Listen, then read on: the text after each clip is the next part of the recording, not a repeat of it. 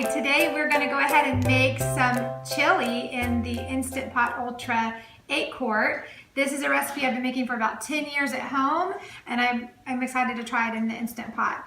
So one pot, we're going to do it all in, and we're going to start by getting our Instant Pot onto saute so that we can start with our sofrito, which is, let's go ahead and get that turned on.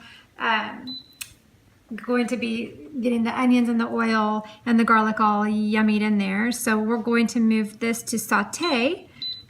Oop, wrong way. So I'm on the saute and and it's on medium. So I'm gonna go ahead and start that, and it's going to get really warm, so I'm not gonna touch this little guy while it's going. And I'm gonna go ahead and get my olive oil in there. You can use any kind of oil that you like or that your family likes.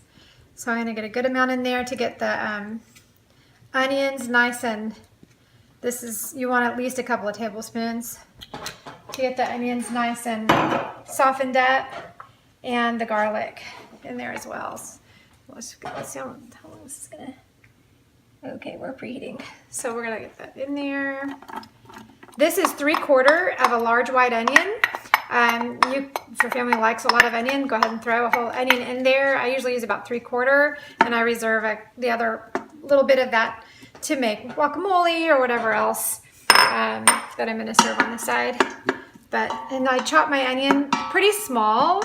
It'll cook down a little bit, but my family doesn't like large bites of onion. And this also, the smaller the size that you chop, the faster that it will soften. And we're going to add the garlic as well. You can use 4 cloves of garlic or 2 teaspoons of minced, and I have minced on hand, so I'm going to go ahead and get that in as well.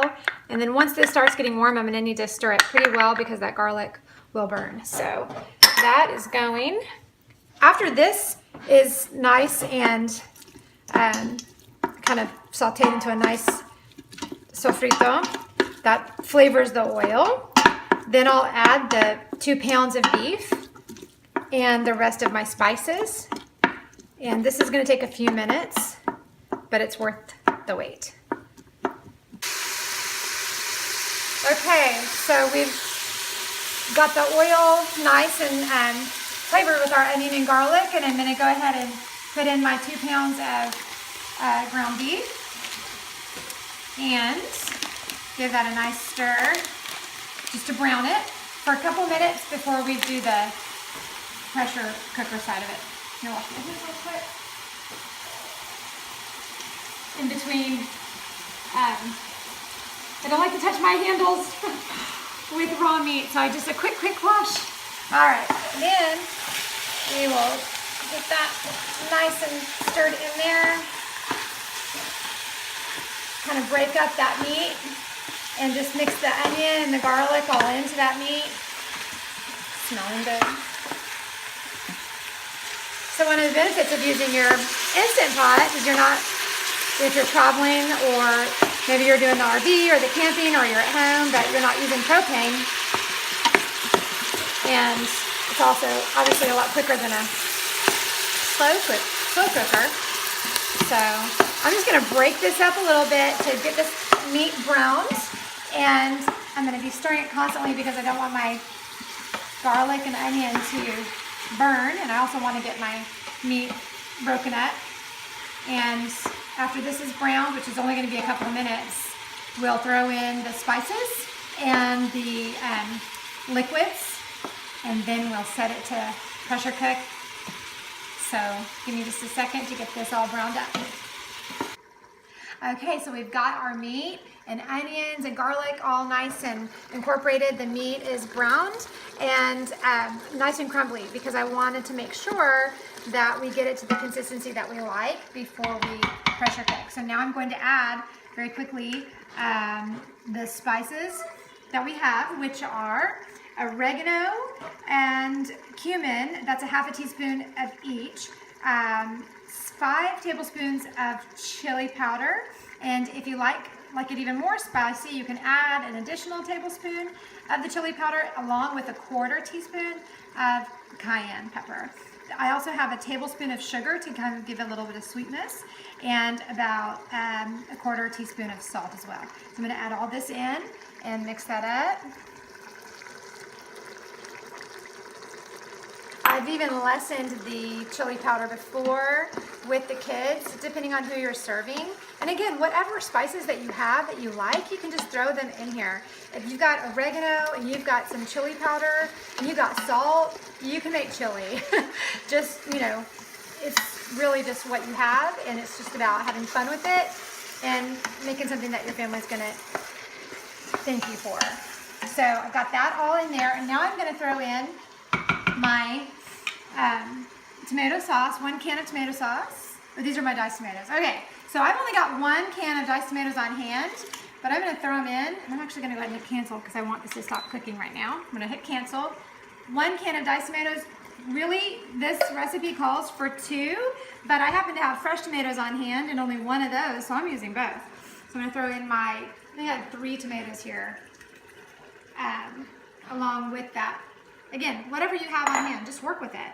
And then a can of tomato sauce. And then, if you have it, and I've made this plenty of times without, if you have it, tomato paste. But if you don't, make it anyway. Don't be scared to make chili. Don't fret over having, oh, I don't have this ingredient or I don't have that ingredient. Just make it, because guess what? It's likely gonna be really good, regardless. You just make sure your meat is cooked. And also, another hint, so I've got this meat turned off so I can just mix this up.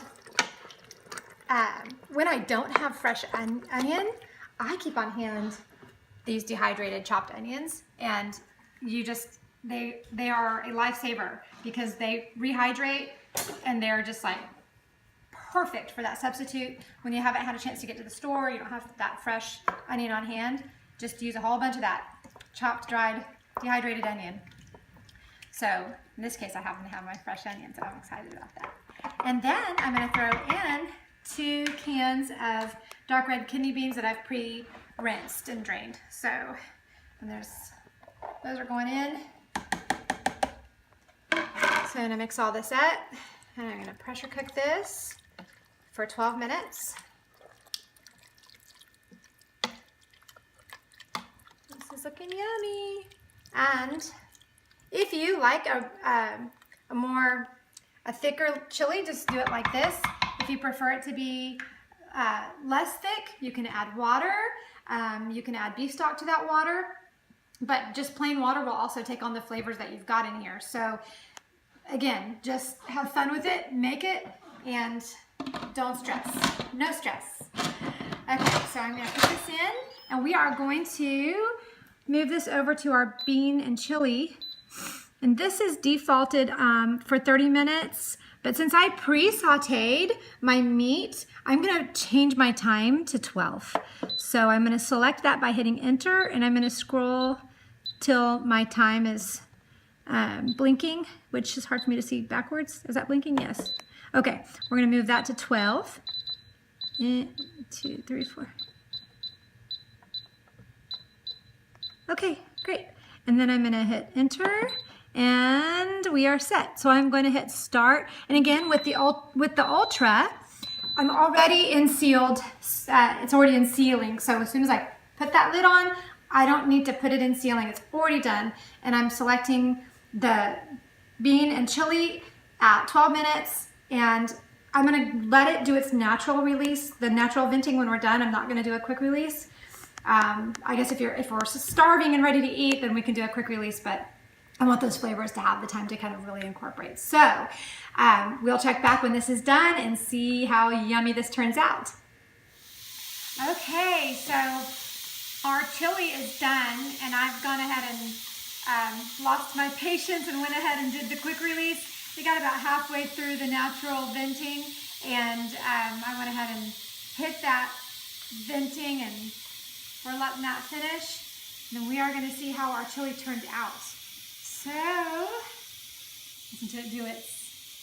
We're going to top it with some shredded cheddar, freshly shredded cheddar we like to do, a dollop of sour cream, some avocado, and tortilla chips or anything you want to serve on the side. Was a nice garnish for that too. And it sounds like we are about ready to open this up. With it releasing, I can smell how yummy this chili tastes. I could just smell it. Okay, so it's almost done. Well, that took a while to release.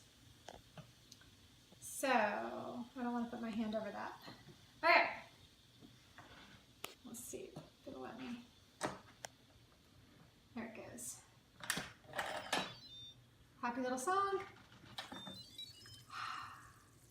And do you know what I realized I did?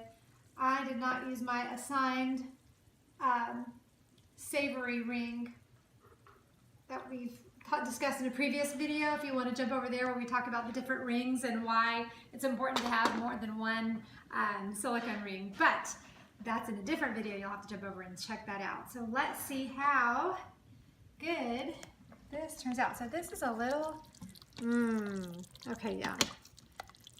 Okay, so I added that cup of water, so it's making it a little soupy, but you know what?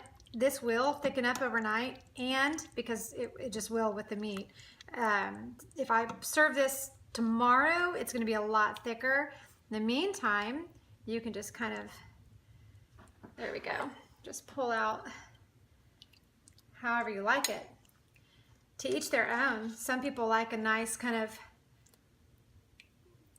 liquidy bowl of chili. Some people like it thicker. You can do it either way. Top that with some sour cream. And we are going to throw on some delicious shredded cheddar.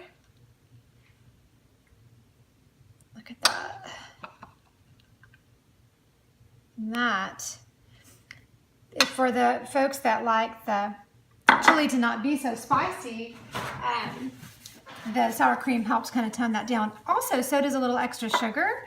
So if it's a little too spicy for you, you can always add a little bit more sugar. And the sour cream looks good there. Okay. Oh, and you know what? We like to serve that with our avocado too, don't we? Okay, let's put that there. And I'm gonna grab, for an even prettier presentation, a little bit of that. That is ready for a delicious meal. It's ready for the table. So enjoy your chili. Just do it to your liking, whether it's spicy, less spicy, whatever toppings you have on hand. Just don't let it be stressful. Let it be fun. And let's see how, if the Instant Pot holds up to the 10-year-old recipe that I've been making.